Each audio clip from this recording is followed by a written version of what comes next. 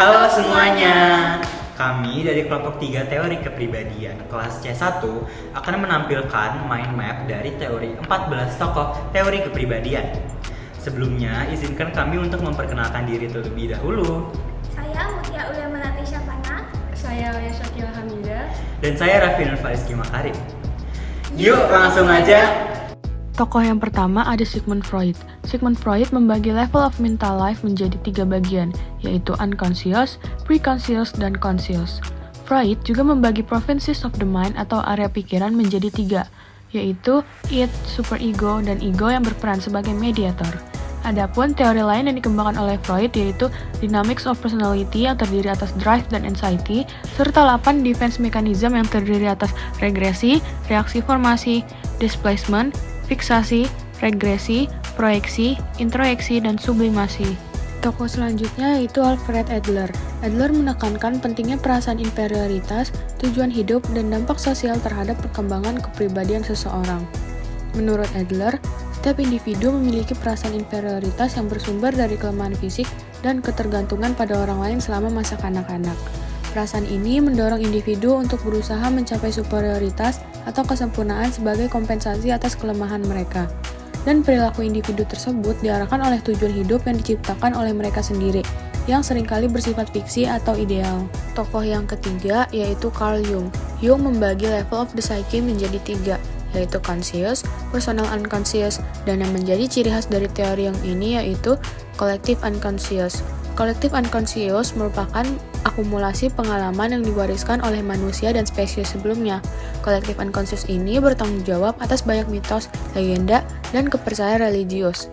Jung juga membagi archetypes manusia menjadi 8, yaitu persona, shadow, anima, animus, great mother, wise old man, hero, dan self.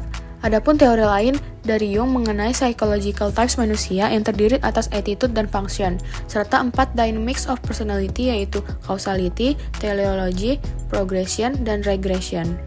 Selanjutnya adalah Karen Horney. Horney mengkritik beberapa konsep Freud dan mengembangkan teorinya sendiri yang menekankan akan pentingnya faktor budaya dan sosial dalam perkembangan kepribadian.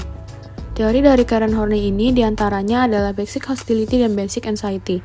Basic hostility merupakan perasaan permusuhan dasar antara anak dan orang tuanya karena kegagalan orang tua dalam memenuhi kenyamanan anak. Sementara basic anxiety merupakan perasaan terisolasi dan tak berdaya di dunia yang dianggap berpotensi permusuhan. Yang mengidentifikasi 10 neurotic needs yang muncul dari kecemasan dasar, sehingga muncul juga akan adanya neurotic trends yang dibagi menjadi 3, yaitu moving toward people, moving against people, dan moving away from people. Tokoh selanjutnya yaitu Erich Fromm. Fromm menekankan pentingnya cinta, kebebasan, dan kreativitas sebagai sebuah elemen kunci dalam mencapai kesejahteraan psikologis. Fromm berpendapat bahwa manusia memiliki beberapa kebutuhan dasar atau basic needs yang harus dipenuhi, yaitu relatedness, transcendence, rootedness, sense of identity, dan frame of orientation. Fromm juga membagi karakter orientation menjadi 2, yaitu non-productive orientation dan productive orientation, yang bagi Fromm ialah mereka yang bekerja menuju kebebasan positif dan realisasi berkesinambungan akan potensi yang mereka miliki. Dan yang terakhir ada Erik Erikson. Erik Erikson membahas tentang ego di dalam teori post-Freudiannya dan juga perkembangan psikososial. Perkembangan psikososial ini dibagi menjadi 8 tahapan. Infancy, early childhood, play age, school age, adolescence, young adulthood, dan juga old age. Selanjutnya kita masuk ke dalam aliran humanistik yang dimulai dari Abraham Maslow. Maslow memfokuskan teorinya kepada self-actualization dan juga hierarchy of needs yang dibagi menjadi 5 tingkatan. Selain itu, ia juga menyebutkan tentang aesthetic needs, cognitive needs, dan juga neurotic needs. Selanjutnya ada Carl Rogers. Rogers membahas tentang person-centered theory dengan basic assumptions-nya mengenai formasi tendensi atau kecenderungan formasi dan actualizing tendency atau kecenderungan aktualisasi. Lalu ada juga tentang self-actualization, awareness, becoming a person, dan juga barriers to psychological health. Lalu Rogers juga membahas tentang psikoterapi. Dalam psikoterapi ada 3 bagian, ada conditions, process, dan juga outcomes. Dan yang terakhir, Carl Rogers membahas tentang the person of tomorrow. Selanjutnya ada Rollo May. May memfokuskan teorinya kepada existentialism, yaitu being in the world dan juga non-being. Lalu ia juga membahas tentang anxiety, ada normal anxiety dan juga neurotic anxiety. Ia juga membahas tentang care, love, and will, tentang hubungan antara love and will dan juga bentuk-bentuk dari love. Lalu ada freedom and destiny dan juga bentuk-bentuk dari freedom, serta intentionality dan guilt. Dan yang terakhir adalah Gordon Allport. Allport memiliki pendekatan mengenai apa itu personality, apa peran dari conscious motivation, dan juga apa karakteristik dari orang yang sehat.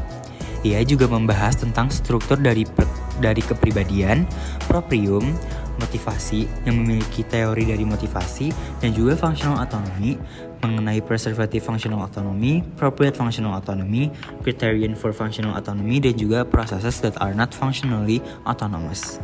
Lalu ada juga personal dispositions yang memiliki beberapa level. Ada cardinal dispositions, central dispositions, secondary dispositions, dan juga motivational and stylistic dispositions. Selanjutnya kita masuk ke aliran behaviorisme. Diawali dari McRae dan Costa. Teori yang paling terkenal adalah The Big Five Personality yang terdiri dari openness to experience, conscientiousness, extraversion, agreeableness, dan neuroticism. Selain itu, terdapat juga units of the Five Factors Theory yang dibagi menjadi dua. Pertama adalah core components, terdiri atas basic tendencies, characteristic adaptation, dan self-concept. Kedua adalah peripheral components, terdiri atas biological basis, objective biography, dan external influence. Selanjutnya adalah Hans Eysenck. Eysenck mengatakan bahwa kepribadian manusia terbentuk dari 75% faktor biologis dan 25% faktor lingkungan. Selain itu, Eysenck juga membagi kepribadian ke dalam 3 jenis, yaitu extraversion, neuroticism, dan psychoticism. Eysenck juga membahas tentang faktor teori, measuring personality, dan personality as a predictor. Personality as a predictor terbagi menjadi dua, yaitu personality and behavior, serta personality and disease. Tokoh berikutnya yaitu Skinner. Eksperimen terkenal yang dilakukan Skinner menggunakan tikus yang kemudian menghasilkan teori operant conditioning. Menurut Skinner, perilaku dapat dimodifikasi melalui konsekuensi dari perilaku tersebut. Beberapa konsep yang dibahas Skinner mencakup reinforcement, termasuk positif dan negatif reinforcement, punishment, termasuk positif dan negatif punishment, serta shaping. Selanjutnya, tokoh yang terakhir adalah Bandura. Bandura menyatakan bahwa manusia dapat belajar dari pengalaman tidak langsung atau observasi.